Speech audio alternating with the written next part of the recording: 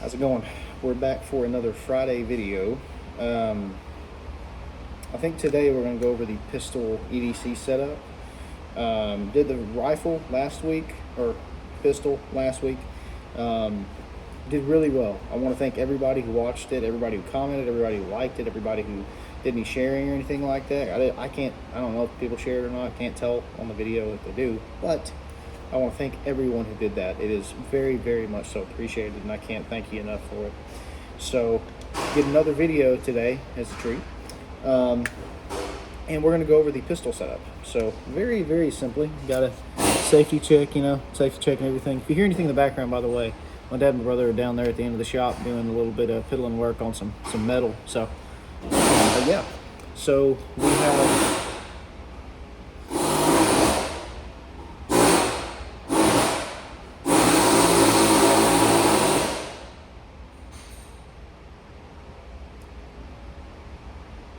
We have the pistol here. It's just a Gen5 19. Everybody carries one of these. But got a little bit of work done to it. Slide went off to CCWers a couple of months ago, maybe a year ago. I don't remember how long ago it was. It was a while. And got cut for an acro. I love this thing. I've had it for a while. I know that there's been people that have talked about it having issues with moisture getting inside of it and stuff like that, but I've carried this in the most terrible, humid, nasty weather possible and gotten it rained on and never had any issues with the moisture. I've busted it on stuff. I've knocked it against door hinges where I was walking through door frames, and against door handles too, as hard as possible on accident, just with open Ragnarok holster, and busted it. Hadn't had any problems with the zero shifting or anything like that. So it's been good to me. Really enjoy it. Recently had to change out on the pistol itself the spring assembly because it was getting a little sluggish. Probably put a couple thousand rounds through this thing so far since I've owned it, and I know it's a cheap piece. It's a good idea to have plenty of those laying around because of how cheap they are to replace, and you really need to. But yeah, anyway, to keep going with it, have the TLR1. As you can see from this gun and the other gun, I'm a Streamlight fan because of the price. They are very, very, very cheap optics, or cheap lights for what you get. This is it's a 1,000 lumen light with I think 8 or 9,000. I may be completely off on this. I think that it's like 8 or 9,000 candela. Maybe completely wrong, and I have no idea.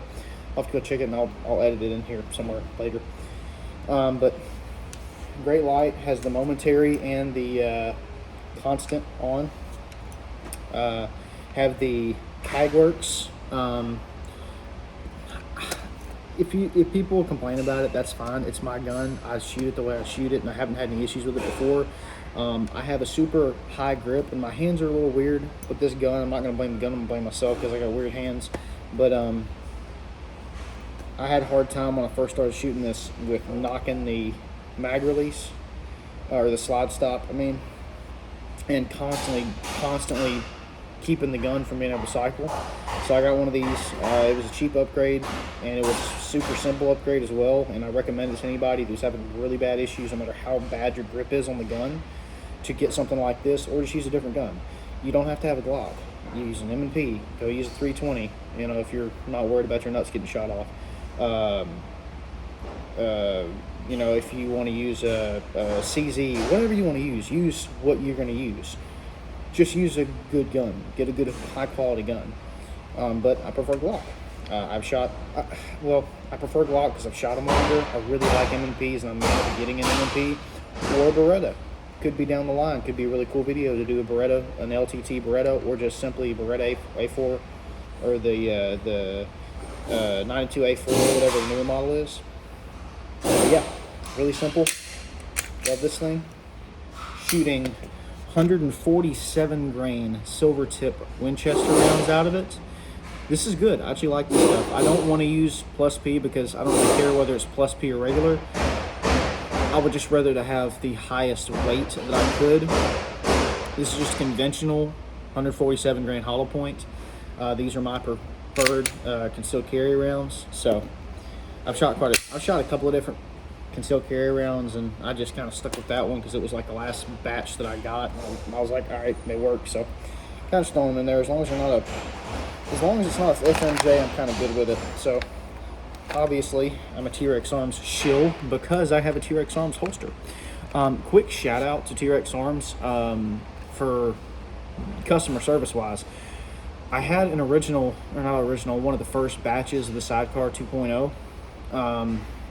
I'd gotten it not at all long after they released the 2.0, and it broke on me a while back. I had a large crack that was running down the side of the Raptor Claw, and they replaced it within 2 or 3 days. I mean, it was super, super quick. They had it shipped out the same day, or not shipped out the same. I think it was either shipped out the same day or finished the same day and shipped out the next day. But yeah, just running it with the mag carrier on the side.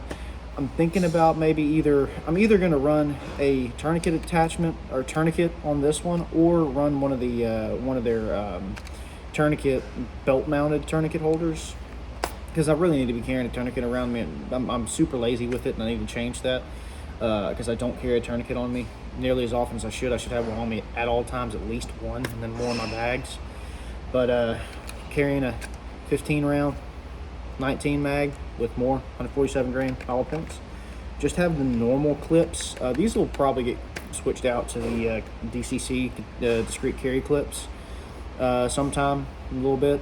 But yeah, so this is just the pistol and EDC setup. Oh, almost forgot. So the belt, I love this belt. This is a Cigar Gear belt. I've had this for a while.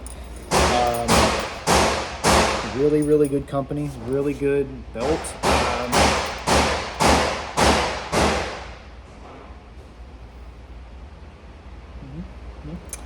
Yeah, anyway, good company, really good belt. It's got riveted eyelets on it so that it's going to be very strong in the long run. I've only got even like small spots where it's starting to kind of fray a little bit. But it's nothing that, I can't touch up with a lighter just to get them back, to keep them from moving. This is a stiff belt, though. This is a very, very stiff belt. This is one that you can I've had this thing for over 2 years, and I can still just let it sit like this and barely any sag whatsoever. But recommend these to people that are getting into shooting.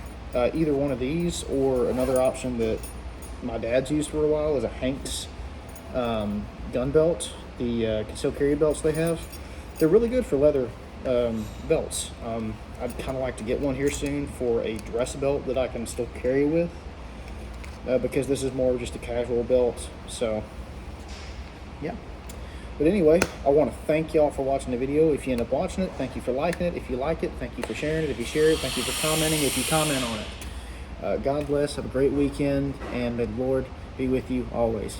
Thank you. Have a great night.